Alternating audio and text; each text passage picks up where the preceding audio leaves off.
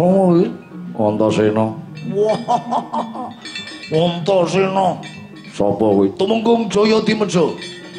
Ora minggat konangan aku lakon nilang nyawamu kowe. Maju.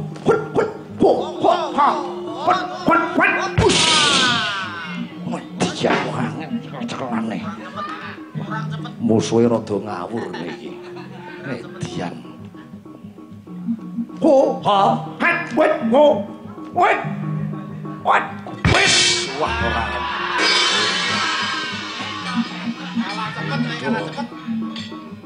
Hut wo hat berat lo pet tanda hat berat lo mati wek. Iya.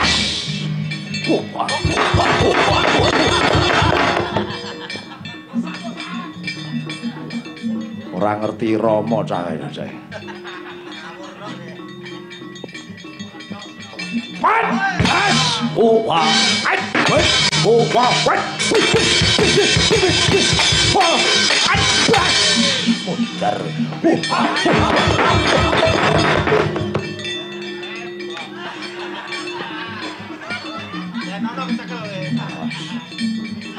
Polahe kok ngono ae. Push. What? Wah.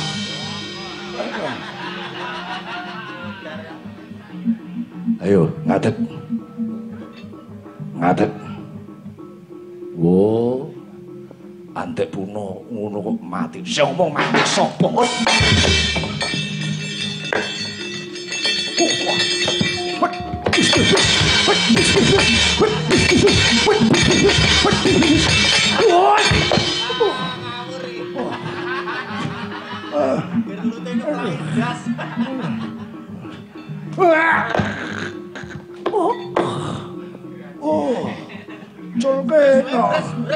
Colke no aku colke. Aduh.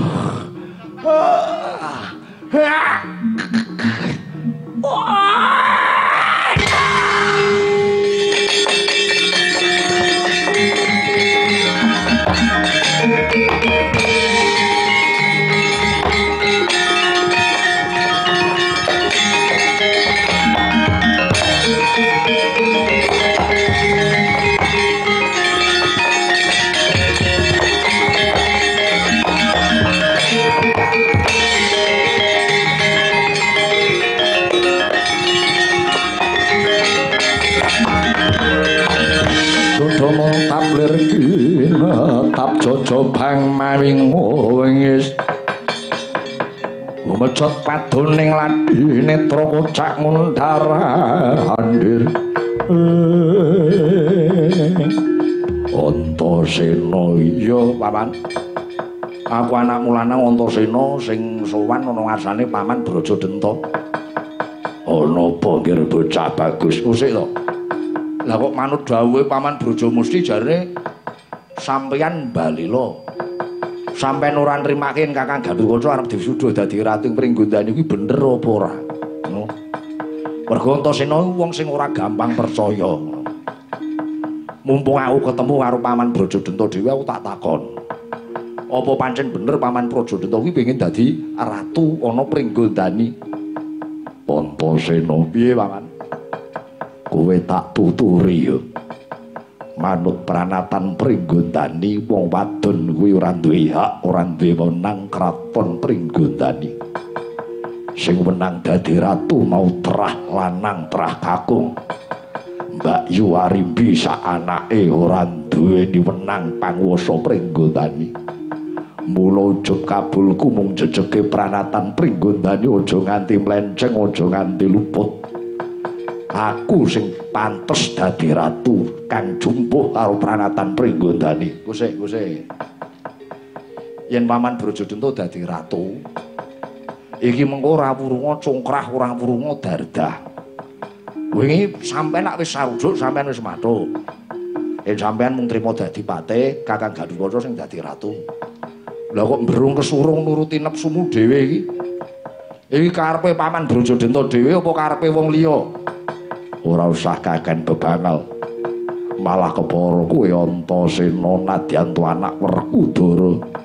yen kowe nyengkuyung karo kekarepanku, oh mengko kowe tak wenehi pelungguhan ana ing Pringgondani. Aku iki bocah mbambung ora sulap karo gebyaring kelungguhan, aku ora dadi apa-apa iki, aku wis merdeka, wis penak. Aku tek sowan Paman Brajadanta iki mung ngelingke. Aja dibacut-bacutke nggone Paman Brajadanta berung kesurung nuruti nepsumu. Ya. Iki wis sarujuk kabeh Kakang Gaturkaca sing dadi ratu, Paman Brajadanta dadi patihe. Yen aku sing dadi ratu ana Pringgondani, kowe bakal ngopo lho? Aku sing dadi pepalangmu. Oh, nadyan to kowe ponakanku tak tegake patimu kaya sen.